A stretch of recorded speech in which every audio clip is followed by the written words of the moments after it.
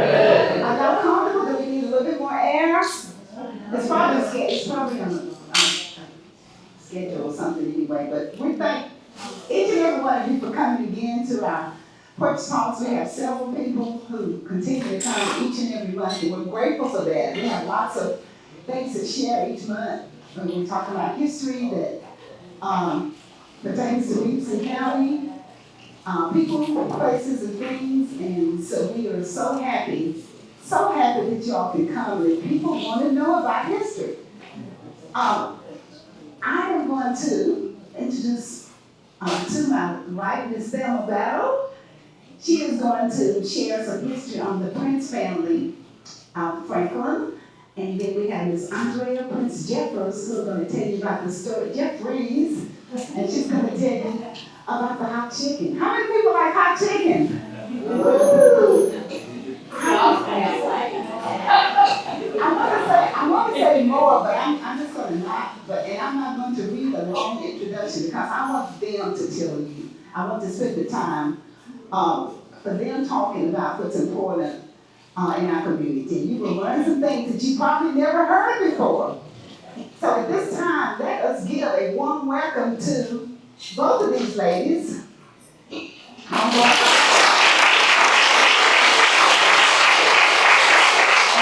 appreciate all of you all. We have board members here. Raise your hand if you're a board member. We have our new board chairman, Pam Bright. She's right there in the back. You'll see a lot of her now. She's the new chairman. We're already working hard. So we have Sarah. Who else is here? Wanda. Thank you all for coming. So these are the people, along with all of you who make the African American Heritage Society what it is. So at this time, I'm going to pass the mic over to Ms. Thelma, and she's going to tell you some stuff about Franklin history and the Prince family. Good evening. It's an honor to be here tonight and to share this story of the Prince family and to be sitting here with Miss Andre Jeffries, who family has such a long history from this county. As some of you might not know, but Williamson County is the forerunner of African American history as far as getting it out to the public, get it printing, having databases, a museum, and for years we have worked diligently, trying to connect families. And some of them has lived as far away as Guam, but we have been able to place those families' roots right here in Williamson County. It's an honor to know that so many organizations, such as the African American Heritage Society, the Williamson County Library, Williamson County Archives, and I even see a representative from the Compton and the Carter House here, and they do a work on African American history as well. So it's just a pleasure to know that so many people are interested. The Prince family history goes back to the 1860s, but in the 1880s, the 1880 census showed Austin Prince, Boyd Prince, and their sister living on the plantation of Dr. R.B. Sayers and his mother, Mary Elizabeth Taylor Crockett. But later on, before that, the father, Dr. R.B. Sayers, had built the Terramore Plantation, and it was on Split Log Road off of Wilson Pike. And that's where the Prince family originated as far as we know in Williamson County. But Thornton Prince Jr.'s father was from Mississippi, and this appeared on Thornton Jr.'s death certificate when he died. I don't want to take up too much time because I want Miss Andre to be able to share her rich history. But I have a database put together And I would like to begin that. We have here the Terramore Plantation on Split Log Road, and that picture was probably made in the late 1800s or the early 1900s. And that was where James J. Sayers and his wife, Anne Marie Teleferro, lived. But when James died, his mother continued to live there with her son, Dr. R.B. Sayers. And that is when the three African-American prince appeared in the 1880 census on that plantation.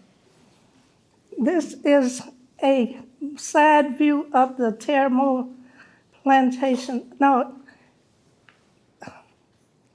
Terramore is the subdivision. Wood Park is the plantation. So that's the Wood Park plantation, how it looked when the princes had lived there. And notice they have a 2-story kitchen with the breezeway because during that time, the odors from the kitchen wouldn't go into the living quarters of the house. This is a diagram of the first floor of Wood Park, the Sayers house. This is a photograph of the Thornton Prince Jr. His father was Thornton Prince Sr. and his mother was Ann White, and those two were born in Mississippi, but Thornton Jr. was born in Tennessee. And this photograph is of Thornton Jr. with some of his children and grandchildren and other relatives. This is a map of Brentwood, part of Williamson County, where they lived on Split Log Road, and it came off of Wilson Pike. So we just wanted to give you a layout of where the Prince family had lived. This is a picture of 7 of the 10 children of Thornton Prince Jr. On the left is John Henry Prince, born 1889, died 1963. This is Fannie Mae Prince Davis, born 1890, died 1966. This is Thornton III, 1892 to 1960, and he was one of the first princes to leave the country home, and he and his wife had actually moved to Franklin. Ida Prince is one of the sisters. We didn't have a photograph of her, but she died young, and so she's included in this count of 10. Now this is Miss Maggie Bess Prince, born 1895 and died 1973. She opened a funeral home in Franklin with her brother William and his nephew William Jr. This is another one of the 10 children. I'm showing them to you in the succession of their birth. This is Boyd Prince, born 1898, died 1955. This is William Prince Sr., born 1900, died 1973. He opened the funeral home in Franklin with his sister Maggie and son William. Now they bought their property in 1936. This is Alfonso Prince. He was born in 1904. He died in 1960.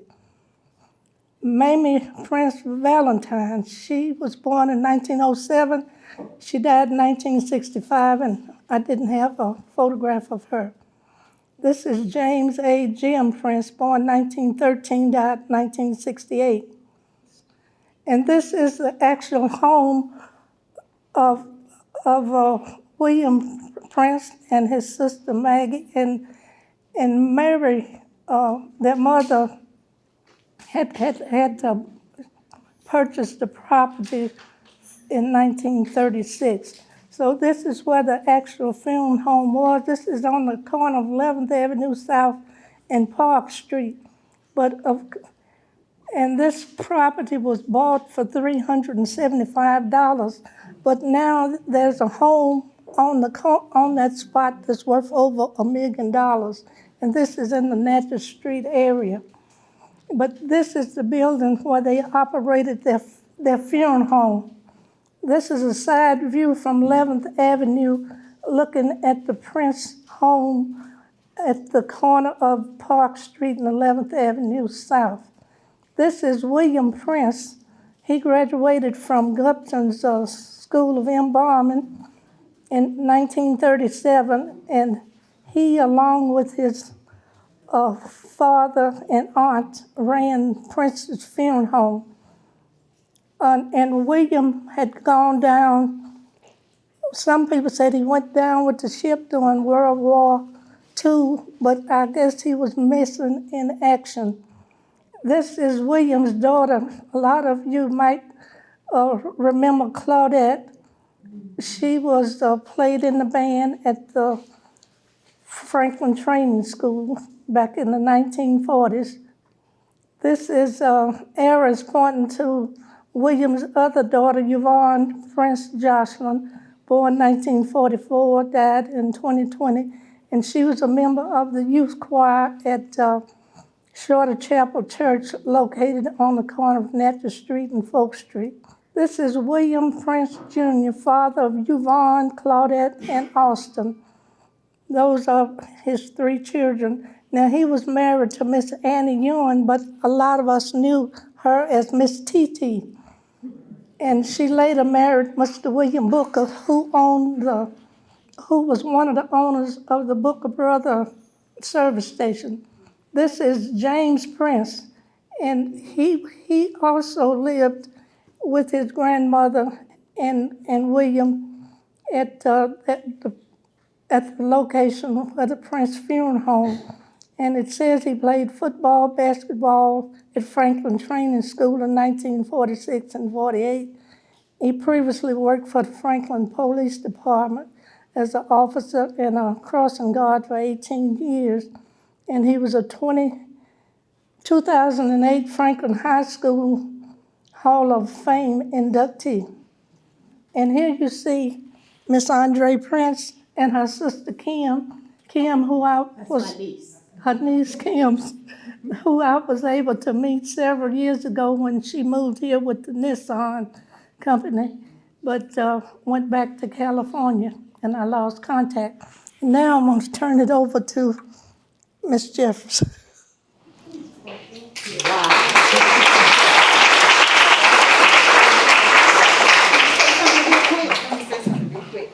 Before she starts, they are so nice too. They brought us some tea. Jugs of tea, cold with ice in it from their restaurant. So we want to thank you for that. Deborah, you want to come up and introduce yourself?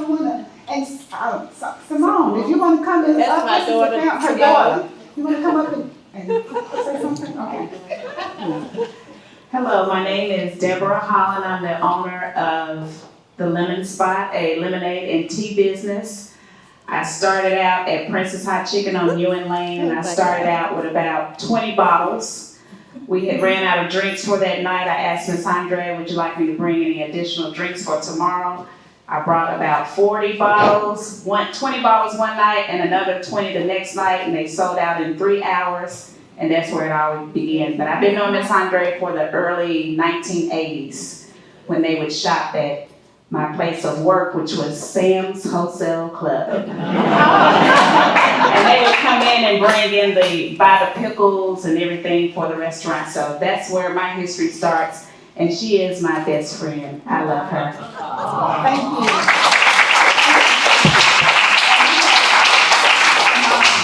While Simone is coming up, I like to say that Deborah designed this t-shirt. Deborah is very talented. She works for American Airlines. Very, very talented through Deborah. She has done so much for Prince Hot Chicken. Good evening. I am Simone Jeffries. I'm the youngest daughter of Andre. Miss Andre, and I've been around for many, many years, of course. Yes. And it's hard working for your parents. I should start a club that works for your parents. You never get finished.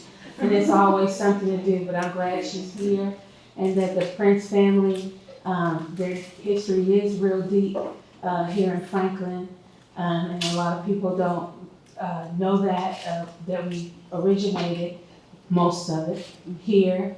And so I'm just glad to be here and hear some stuff that I didn't even hear.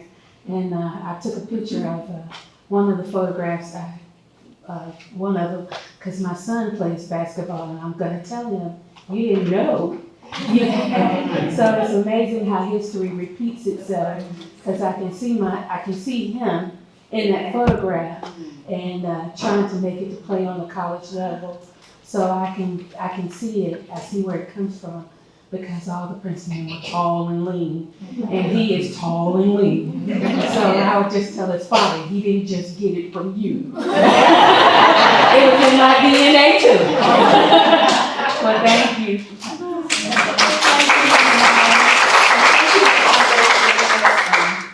Talk about the tea so people can go over there and get some of it. And I'm going to go ahead and turn this over to you. The mic is yours. Let's welcome Miss Andre.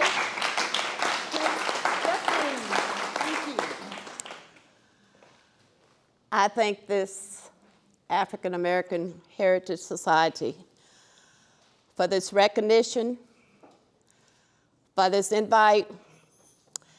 Never in all my imagination that I would have thought, due to the sacrifice of a little chicken, could have brought me to where we are today. Never. Someone who I never cooked at home. Breakfast was already on the stove and ready to eat when we got up early in the mornings, every morning. And with my father working at the post office on the night shift, he did the cooking in the evenings when we get out of school. I never cooked at home. And look at me, in a chicken business. Chickens, they were everywhere when we were growing up. We had them in the backyard. And we took so much for granted. And Daddy would always bring this chicken home on Saturday nights. He'd bring it home because they stayed open late to 4 a.m. And when Sunday mornings, every Sunday morning, we would look for that greasy bag to be on the stove when we got up. And he would only bring 2 pieces of chicken. Only bring 2 pieces of chicken. And most time it was legs. And we would just, with my sister and brother and myself, count my mother, we would get just a little strippings of it. And we'd be so satisfied. But we took it for granted. And I didn't realize how well known this chicken was until I got older. And of course, I'm 78 years old now, and people have come from all over the world for this chicken. And it's totally, totally amazing. But I'm going to tell you how I got into this. First of all, we don't know exactly how it got started. They didn't keep records back then. Uncle Thornton, as I remember, when he'd come and visit us, my grandparents lived next door to us growing up. And when he'd come to visit, he was always by himself, always. At the state archives, it is on record that Uncle Thornton was married 5 times. 5 times.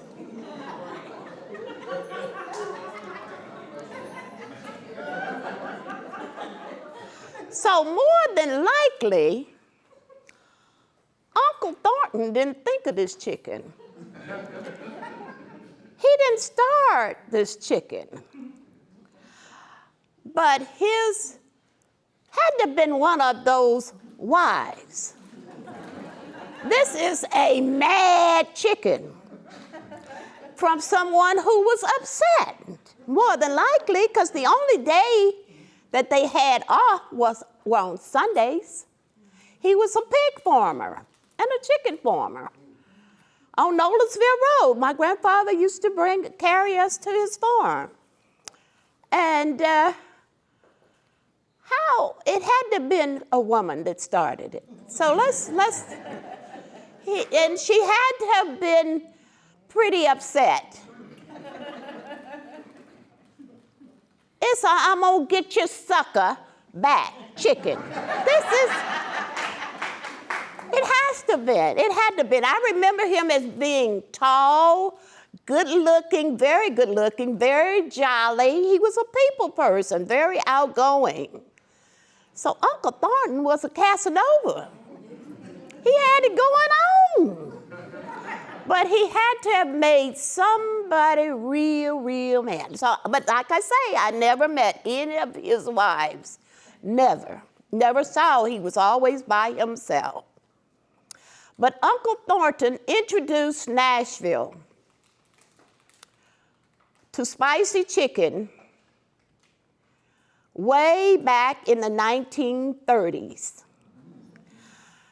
He opened his first restaurant on the corner of 28th and Jefferson Street near Tennessee State. At that time, it was known as Tennessee A&I, which was known when I started school there, State University, before it later changed to Tennessee State University.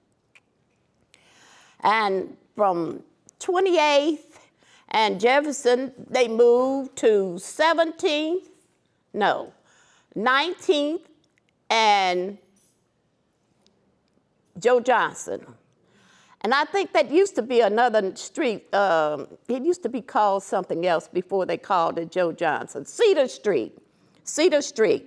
From 19th and Cedar Street, which was downtown.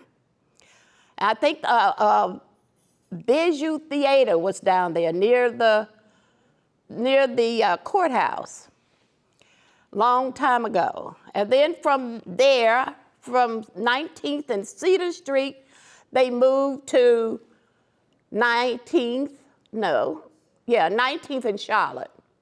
19th, between 17th and, around in that area of Charlotte. And that's when I was introduced to the chicken. But we only went, it was a late night place. They didn't open up until, he called his place Barbecue Chicken Shack. That's what it was called prior to my taking over 44 years ago. But it stayed there for many years on Charlotte, and a lot of people that are still living today remember it being on Charlotte. From there, they moved to 28th and Clarksville Highway, from 28th and Clarksville Highway to UN Drive, right off Dickerson Road, and now we're on Nolensville Road, 5814 Nolensville Road, from UN Drive and off Dickerson Road. So it's been all over on that side of town. This is the first time we moved across the tracks, as they might call it. But people came from all over the place. The little hole in the wall where I started on 28th and Clarksville Highway, it just stayed packed. We didn't open until 6 o'clock in the evenings. I was working at the courthouse in Clifford Allen's office at the time. My mother was in the hospital dying of breast cancer. She's a retired school teacher. And Mother was good friends with my great uncle, Will Prince. Will Prince took over after Thornton Prince passed. His brother took over. Now, my grandfather is Boyd Prince, was Boyd Prince. That was my grandfather. But Will Prince took over. Will Prince also worked for the post office after Thornton Prince died. What puzzled me most a lot about my great-grandfather, he named several of his boys James. Their first names were James. So Uncle Thornton's name was really James Thornton Prince. And that kind of confused me. And I'm sure it may have confused the teachers when they were in school, as having several of them being named James Prince. But it was about 9 of them, I think. Was it about 9 of them? Yeah. Oh, that's right. One died early. One died, Ida. Ida died early. But after Thornton passed, he's been dead about 50, 60 years ago, his brother Will Prince took over. When he passed, Will's wife, Maud Prince, took over the business. But Maud never worked in the business other than being the bookkeeper. She never really stayed there and worked. And when she became tired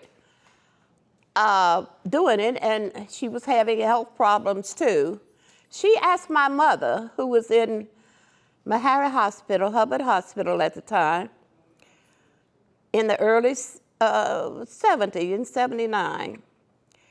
She asked her if there were anybody in her family that she could think of that could take over the business. Of course, I didn't know. I was doing my thing.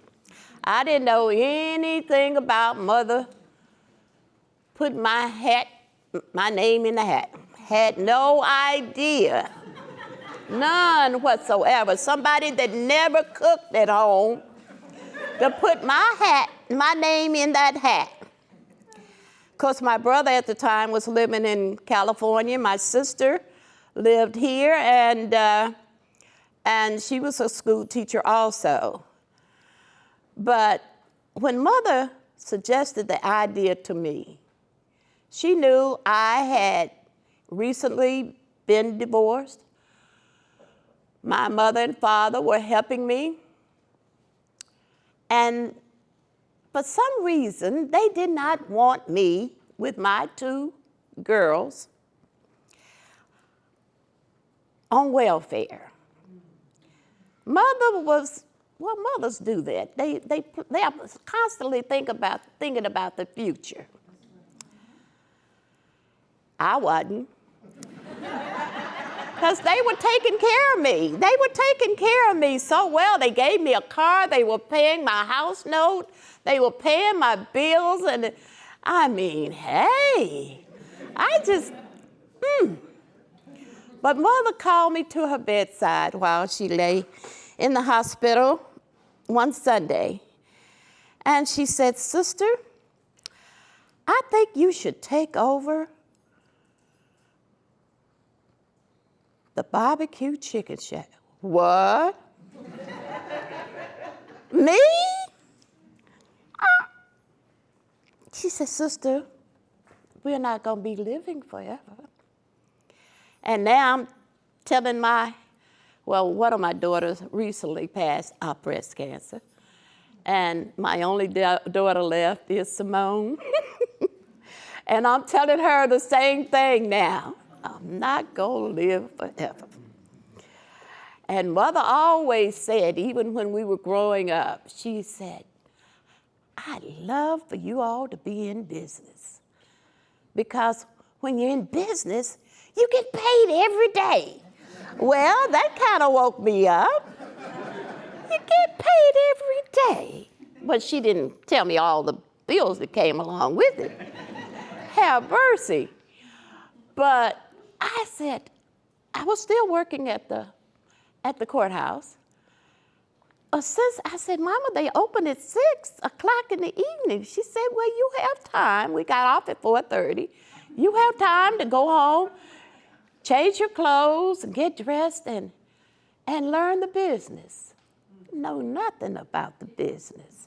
We very seldom as children went to the business except on holidays. And my father would sometimes take us to the business when it was closed. It was always closed on Sundays and Mondays on Charlotte. And it was just so foreign to me.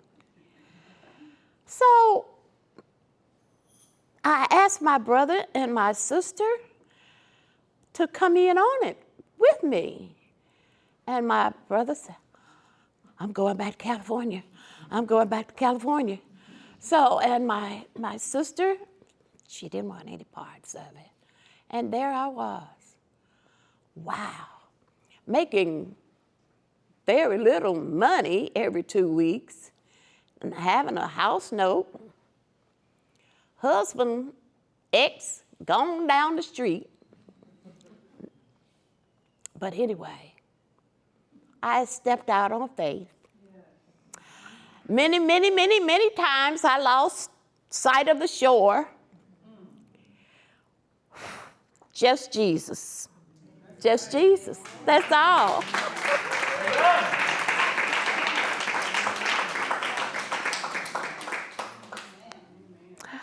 I remember when I was married, one late Saturday night, I got up in the middle of the night, and the children were asleep in bed.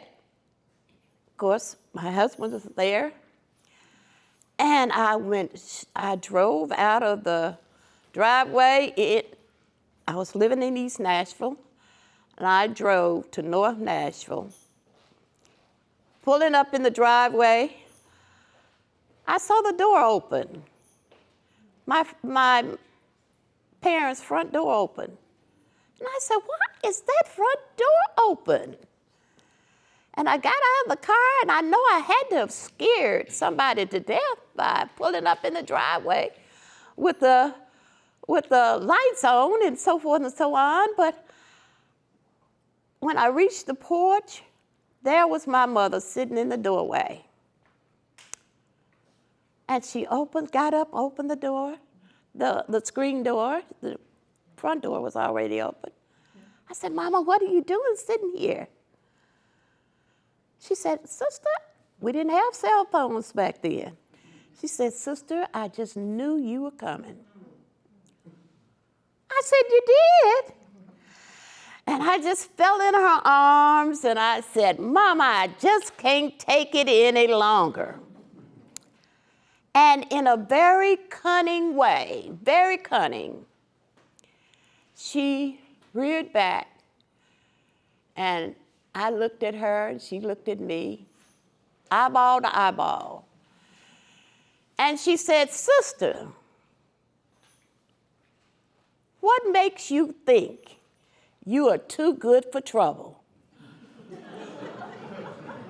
She didn't feel sorry for me at all. None. How could somebody say that? But I thought about it, and she explained it in such a cunning way.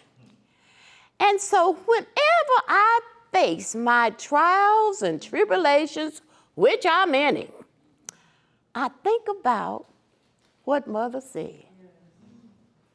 Wow.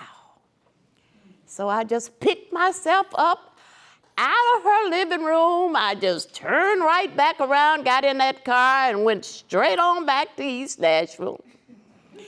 Made my children's breakfast. By then it was daybreak, the sun was starting to come up.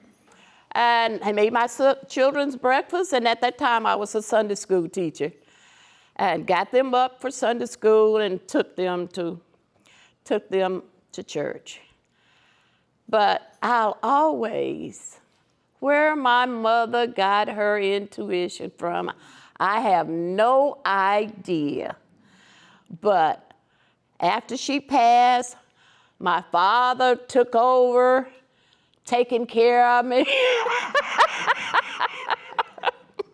Have mercy. So he lived about 17 or 18 years after my mother passed. But another thing my mother always said when we were growing up, we always had some place to go. We would get up. She would always say, get up, get dressed like you got someplace to go. And we always did. She always had someplace for us to go, always.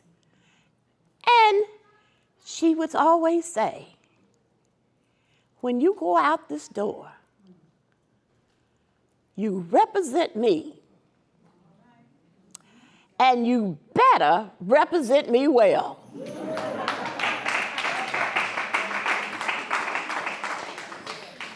So I live by all of these little sayings, which is a miracle that I can remember them now. It's amazing how things come back to you as you grow older. But these little sayings have kept me going. And here I am today. I thank you for this invite. And please come and visit. Oh, I want you to know, when I took over 44 years ago,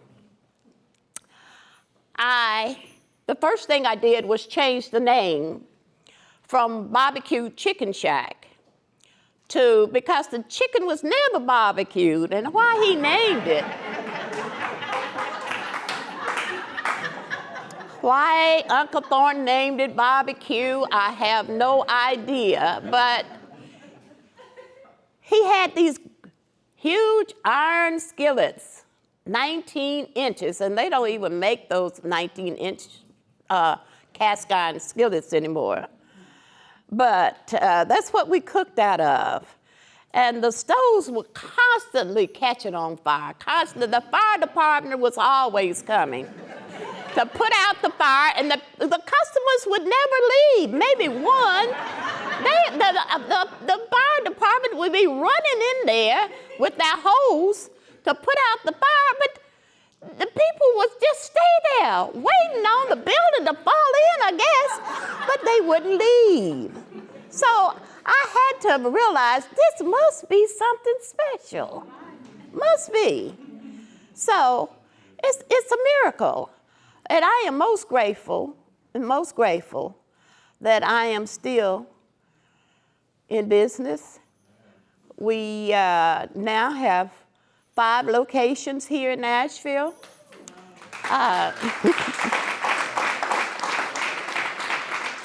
If it were left up to me, I'd still have my hole in the wall.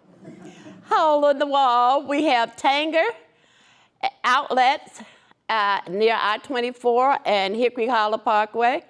We have the one on Nolensville Road, the one downtown at the food hall on 5th and Broadway. We have the soccer. We are located in the soccer, Geodis soccer field. And we're also now, due to my beautiful, beautiful customers who feel sorry for me and help pay my bills, they keep on going and going and going. When the chicken is terrible, they just keep on coming back, and thank God for that. There is a God. And we're at the airport, so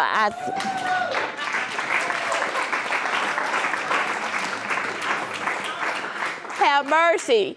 Now, we are in Old Smoky Brewery at UT Knoxville, and we're also at the Old Smoky Brewery. We're in partnership with them in Greenville, South Carolina. So there is a God. Thank you. So I hope my mother is satisfied, and I feel her presence all around me every day, pushing me, just pushing me. I hope I represent my mother well. Thank you.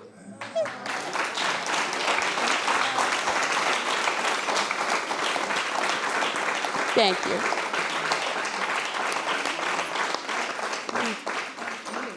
Thank you so much. Miss Alma, you notice all the others have come after her with hot chicken, but she is known as the original.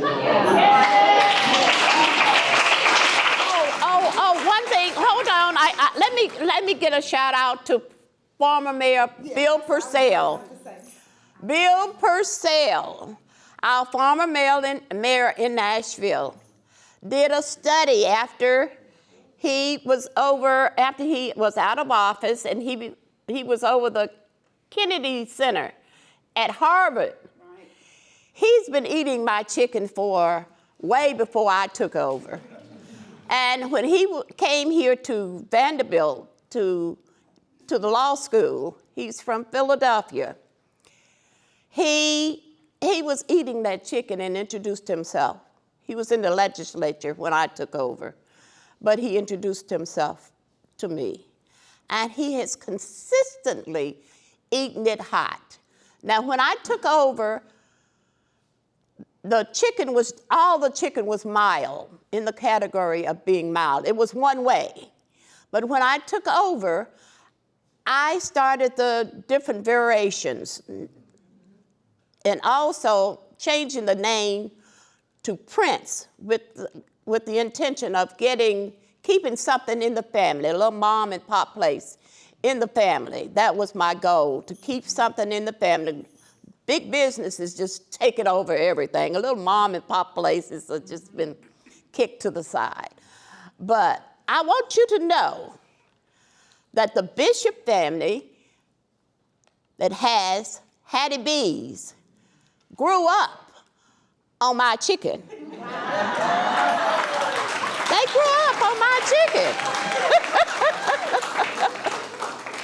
So it's not something that they started. Even though they got the money, have mercy, and they're all over the place. But they were always at the barbecue chicken shack, and they were always at Prince Hot Chicken late at night, because we stayed open till 4 a.m. When they closed their Bishop's downtown restaurant, their meat and three, they'd come to Prince Hot Chicken. Have mercy. So I want you to know that. And also Bolton, where Bolton came from, he was the cousin of Maud. Now remember, Maud was the wife of Will Prince. After Will Prince, Thornton's brother, Will Prince took over. And after Will Prince passed, his wife Maud took over. And Maud had Bolton, who hadn't been long past, the old man Bolton, run the business for her. He is the one, that's how he came in on Columbo's. He started Columbo's after I took over on 28th and Clarksville Highway.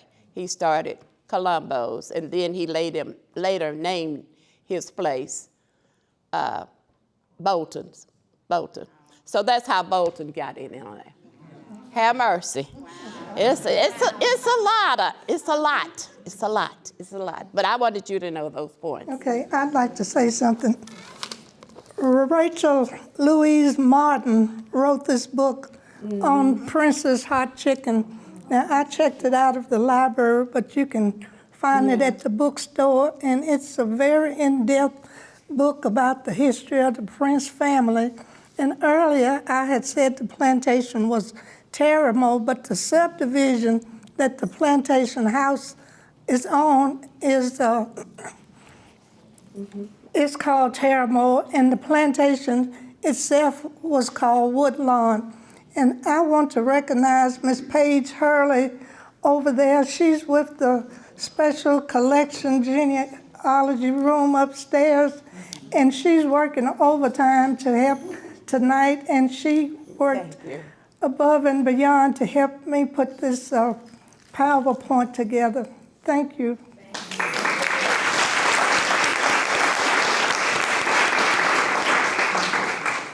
We've still got a little bit more time, so Miss Andre, I'm gonna get you to turn around and tell the audience what these Oh. pictures are. And also, I understand that Mayor Bill Purcell did the study, and it was Right. proven, you all, that hot chicken started with this family in America, the first ever, and it was a proven fact through his study. Is that correct? Right. So this is amazing. I mean, right here in Nashville, Tennessee, hot chicken all over America. Look at how it starts, and the family was in Williamson County too. Big deal. That's right. And I also left out that he is the one that started hot chicken, what is that festival? The hot chicken festival on 4th of July. I just wish he hadn't made it 4th of July, because that's one of the hottest days, and more people out there falling down. But he started that. He started that in the recognition of the Prince family. Right. I want you to share those pictures. Also, if you don't mind, do you mind telling? Some people don't know the theory. It may not be a proven fact, but can you tell about the man and about the women, about the woman cooking, and he didn't like he liked it. Can you tell that? Well, that's what I told at first. Where were you?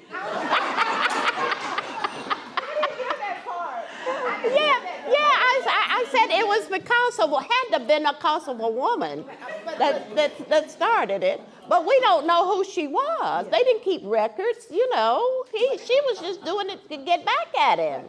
More than like it. He was a lover. She cooked it and he liked it. Yes, he liked his punishment. He liked his punishment. Yeah. Told her to cook some more. Cook some more. Have mercy.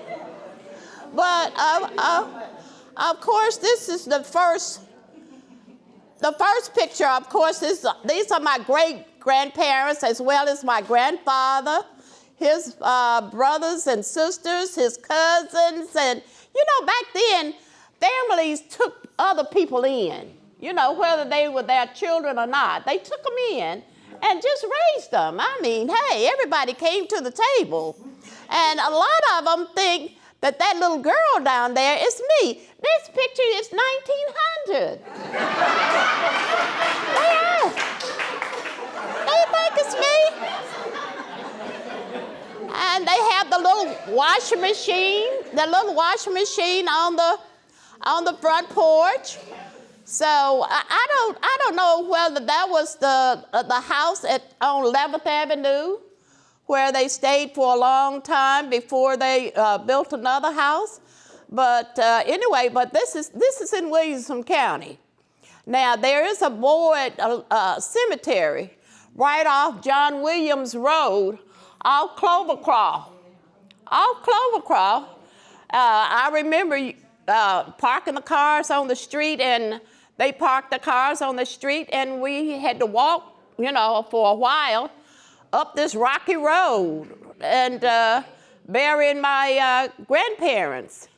So, my great-grandparents are buried there at Boyd Cemetery, which is probably overgrown now. I don't know. I hadn't been up there in a many moon. So if anybody knows anything about it, I'd appreciate it. And of course, this is Thornton. This is Big Bad Thornton right here. Have mercy. He was just so sweet. He was so jolly. Have mercy. But I just remember him as being a little girl. I was probably about 8 or 9 years old. And he would always have this hat on. I wish I knew where that hat was. No telling where it is now. But anyway, he always had a white hat on. Always. And of course, this is his place on 28th and Jefferson. This is his first restaurant with the ladies sitting around it. And one of the ladies that's sitting here, her relative is the one that sent us this picture. And this is on 28th and Jefferson, right there by Tennessee State on that corner. Have mercy. But that's where this picture comes from, and this was in 1936. 1936. Wow. So that goes back a long way. So I thank you all for this recognition. Have mercy. This time, we want to have a question time for Ms. Jeffries. If you all have any questions, and you want Andre. to have a question. Okay, she said Andre. I do want to say that I didn't know the Boyd family fit into the story. They're my church members, and they're back there in the back. And did y'all know that they were buried at the? Yeah. Okay. What? Y'all want to say anything? Did you all live? They live there now. Wait a minute, live where? At where the cemetery is, where they're buried. Really? Anybody want to come up? The cemetery is not on John Williams Road though, so if you go John Williams Road, you go back. It's on Clovercroft. But it's right off Clovercroft. I used to live right off Clovercroft. On the Boyd property. Oh, the Boyd property.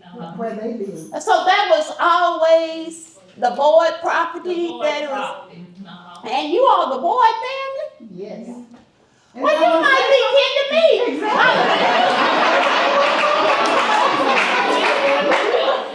Come on up here. Anybody want to say? Come on. Y'all look like you got some money. Yeah, I'm Andre Prince. Meet your new relatives. That's why these are so important. Use some cemetery cleared off. Y'all think the cemetery cleared off? Hey, Alma, do you want to know? I haven't been out there since I was about 10 years old. Her Okay, come on up, Chrissy. her father's sister married Gustavus Boyd.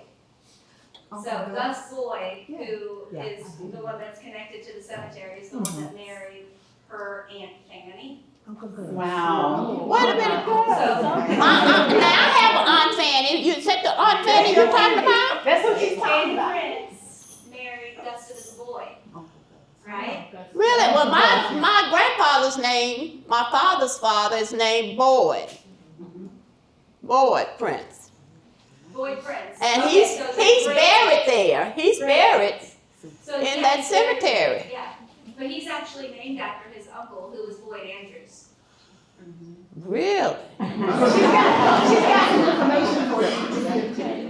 But she's Kristen, and she's now listening with the Beverly Franklin Trust. Really? Now I do want to give a shout out to my niece Kim, because when she lived here for 10 years, working for Nissan, she did a whole lot of study on the background of the family. And she went back as being starting out in Union County, South Carolina, wherever Union County is, in South Carolina. And then for some reason they migrated all over the place, and ended up here. So that's really interesting. Very, very interesting. And what are you all sisters? Y'all are all kin. They're from the Boyd family. And you all live up there? Yes, y'all probably She can. still lives there. I live on West Main. She lives in.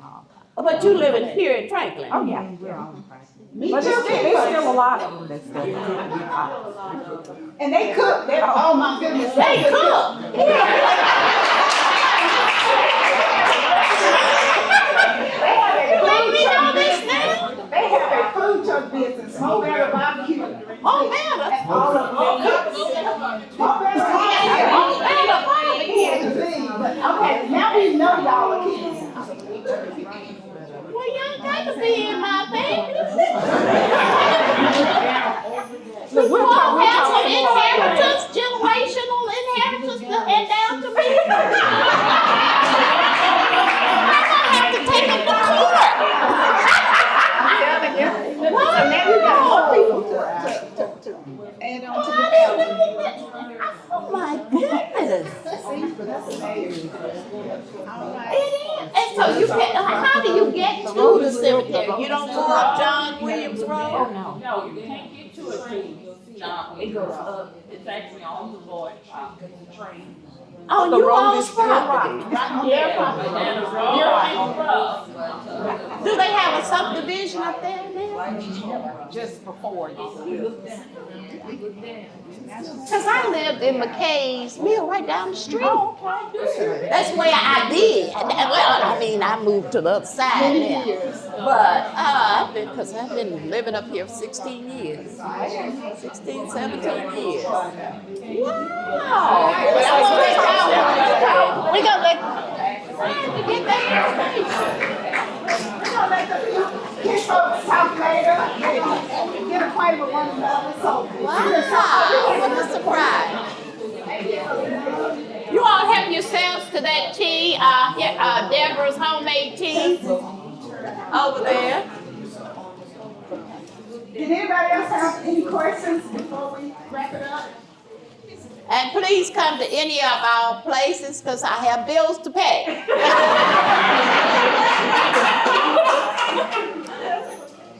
Please. So did you start cooking when you started working there? Oh yeah, you had to do everything. You had to do everything. I mean, you had to know how to do everything. So I can't believe it. When people didn't show up for work, you had to, hey, you can't be sitting back trying to look cute. You gotta do it all. I had to learn. Pardon me? How did you learn the recipe? Oh, Uncle, through my great uncle Williamson's wife. She gave us the recipe. Yeah, she gave us the recipe. Oh, okay. So when are you going to start with it, Franklin? Yeah. I have been asked, but you all are too expensive up here. It's too expensive, but I've been asked to come all over the world. You know, the man that died in that tube, looking for I think it was the Titanic. He sent for me 4 times. 4 times. He sent his partner for me, and his partner, when he passed in that underground sub in that ocean, and it was, I'll never forget the day, it was Juneteenth. It was Juneteenth when they discovered that submarine had exploded. But he lived in Dubai. And they told me, he sent this man to me 4 times, offered me lots of money. Wow. But I was too afraid, being the old as I am, to go across that Indian Ocean. And from there, he was sending me to Egypt. But he wanted me to open up a place there in Dubai. Wow. And one of my customers said they do have a Nashville hot chicken there now. They do. He visits there. But this has been, about a couple of years, well, not that long ago that he passed. But they sent for me 4 times. Oh, wow. I could have been 100 there. I was too scared to go across that ocean. And, you know, they have their own rules and regulations. And, you know, they were detaining people over there. You got to know the rules of these different countries that you go into. And, oh, have mercy. But I was too scared to go. I was really too scared to step out on that one. I was too old for one thing, too old. But he offered me a pretty nice life. But I was too scared. But he was the one. Have mercy. Thank you. Thank you so much. Thank you. Another round of applause to Miss Bell. Thank you. And to Miss Deborah for bringing the tea. You all help yourself. Y'all just have to go over there and try that because she brought several jugs. These are homemade teas. Homemade teas. And I want you to know that Shaquille O'Neal is one of her main customers. He comes to the shack also, but he met her at the shack. Yeah, he's been there several times. Oh, B. You mail it to him every month. Yeah, he loves her teas. Great. Thanks to the library for allowing us to have this event, and thank you all once again for coming. Help yourself over there to the tea and the snacks. Appreciate it, and we'll let y'all know when the next one will be. Thank you.